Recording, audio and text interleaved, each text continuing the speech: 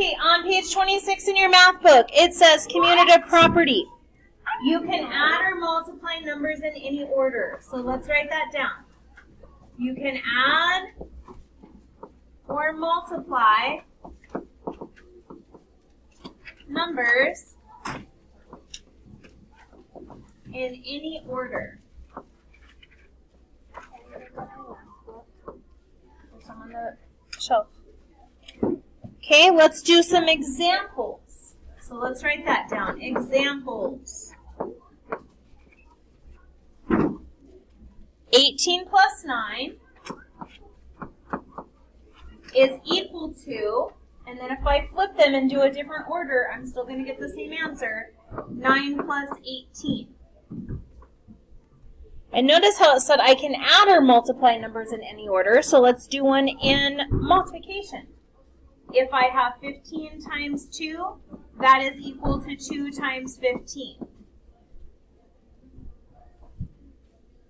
So over on the side, I want you to write ordering. Okay, because this proper puts things in different orders, but I'm still going to get the same answer. So commutative property means ordering.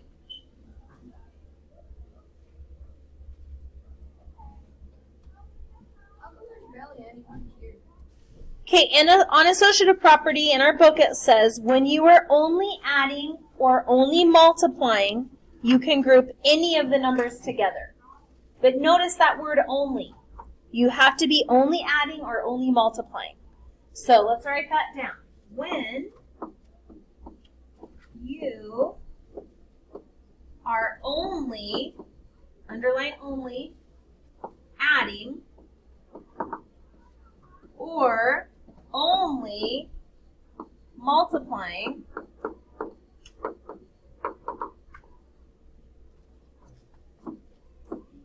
you can group numbers in any order.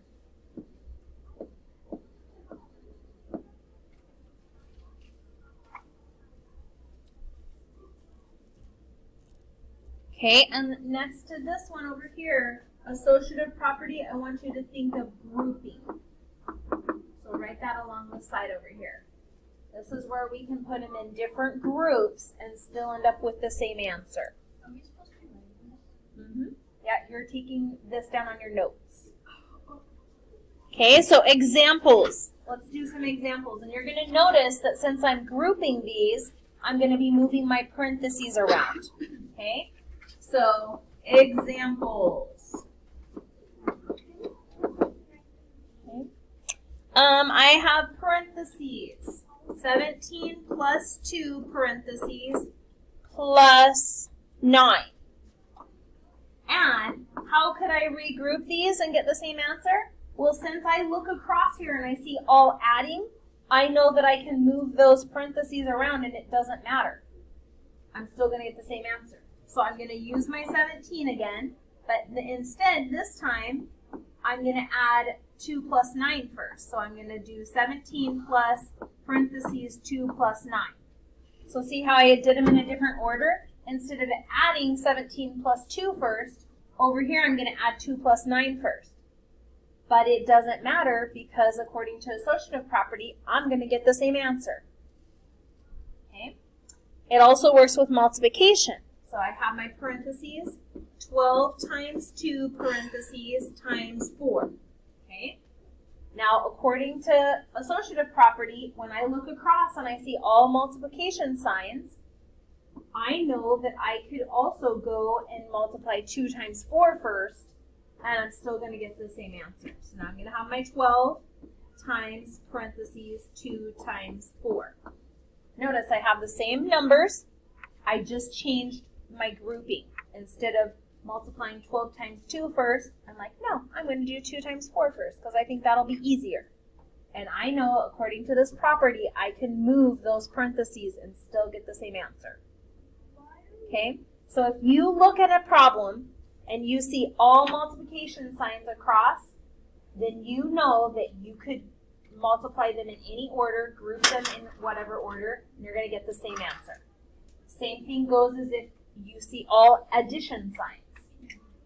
Okay, you can do them in any order, group them however you want, and you're going to get the same answer. No problem. Yes? Why is the top paragraph what we learned in like second? Okay, so distributive property is over on page 27, and it says to multiply a number by a sum, and remember a sum is when you add, multiply each number in the sum, and then add. Now that may seem a little confusing, but we're going to write it down and then we'll break it apart so you can understand it. Okay, to multiply a number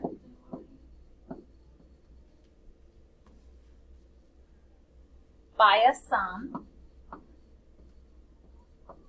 and remember I'm going to put a little plus sign above sum to remind myself that that's the answer when I add. Okay, to multiply a number by a sum, comma, multiply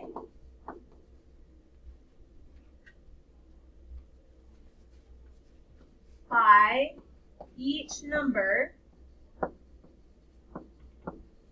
in the sum. And then add.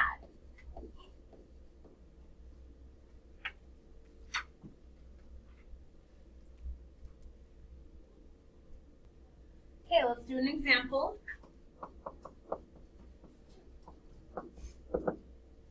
Okay, so my example is I have 6 times, parentheses, 10 plus 4.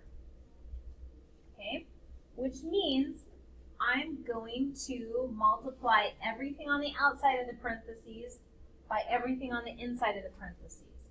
So now I'm going to go 6 times 10 is 60 plus 6 times 4 is 24.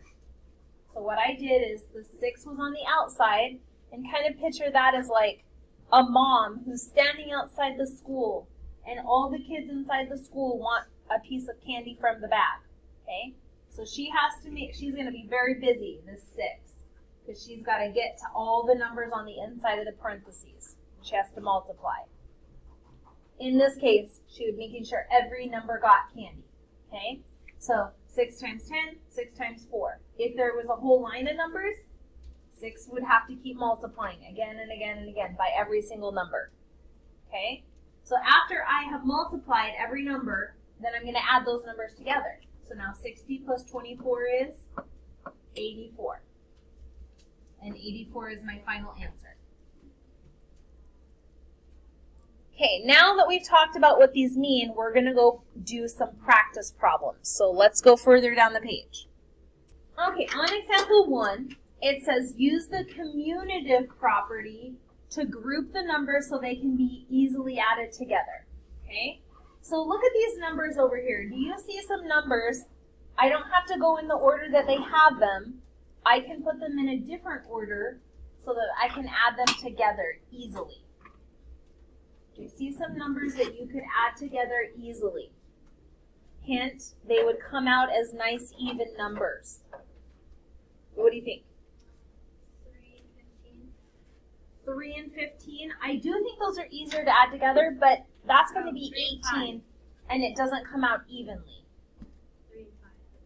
3 and 5 is going to come out to 8. It doesn't come out to a nice round even number. Do you see any others I could add together that ends up being a nice even number? 15 plus 3. She already said that one. Liberty? 17 plus 3. Yes. Okay. 17 plus 3 is going to give me what? 20. See how that's a nice round even number? When they end in a 0, we say, oh, they come out to tens. Okay? What if I did 5 plus 15?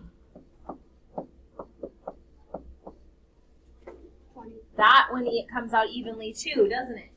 So that's what the commutative property wants me to do is like, can I group these together so they come out as nice round even numbers? Okay? And then the associative property wants me to make groups of compatible numbers. Are these compatible?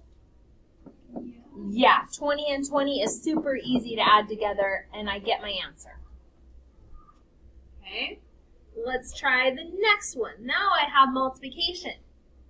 Are there any numbers there that are easy to multiply together? 4 times 5. 4 times 5 is definitely the easiest of those three, right?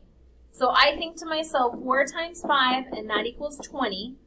And then when I'm done, I have to think 20 times my one that I have left over, which is 13. So you may say to yourself, 20 times 13 is not really easy to do in your head, so I don't see why this is easier. But think of this. 2 times 13 equals what? 26. 26. And I know that if 2 times 13 is 26, 20 times 13 is 260. 260. I just have to add that 0 on, right? So then that is really easy, isn't it? So that's what we're going to try to do. We're going to do some practices like that. Okay, so I'm looking for tens.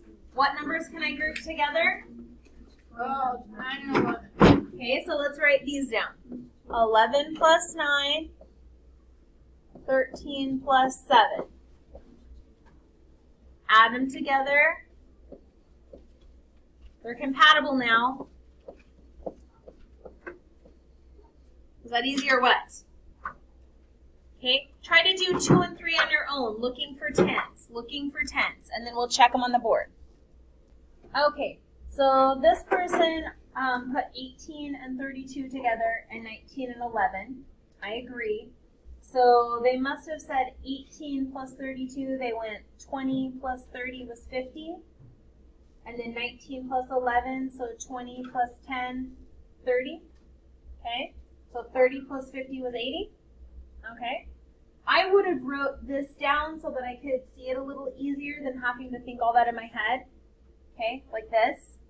Okay, so they said 25 plus 5 goes together, and 7 plus 13. So 25 plus 5 is 30, 30 plus 7 is 20. 20 plus 30 equals, it's hard to read over here, but it's 50. Excellent, okay? So whoever did this one, give us this information so we don't have to like think it in our head. We can have it written out so we know what's going on in your head. Okay, let's try some of these multiplications, okay? 5 times 4 is looking like the easiest one to multiply, right? So 5 times 4 equals 20. And then now I have to worry about that 14. So 20 times 14. Now remember, you can think 2 times 14, which equals 28. And then, of course, 20 times 14 is going to be 280. So that makes it nice, fast, and easy. Do 5 and 6. When you're done, we'll check them. Okay, let's check answers. So this person said 4 times 5 is 20. That's an easy one. So then they said, oh, and this 16. So 20 times 16. They were thinking in their head 2 times 16 equals 32. So 20 times 16 equals 320. Perfection. Very good. Okay. Over here, 5 times 2 is the easiest. So 5 times 2 is 10. And then you got to worry about the 17. So 10 times 17. They thought in their head 1 times 17 is 17. So 10 times 17 is 170. Bravo. Very good. Very good. Okay, moving on to distribute. Okay, so we have 6 times 35. Do you see this problem way up here? This whole thing is about solving 6 times 35 using the distributive property. Okay, you might think, holy cow, but really it's just breaking down the steps that you'd be doing in your head. Okay, so notice we have 6 times 35. The first thing they're going to do is break apart the 35 into 20 and 10. no, 30 plus 5. So they broke apart the 10s and the 1s. Okay? So now you'll notice here, this is where it's broken apart. 30 plus 5. Okay? The next step is we're going to use the distributive property.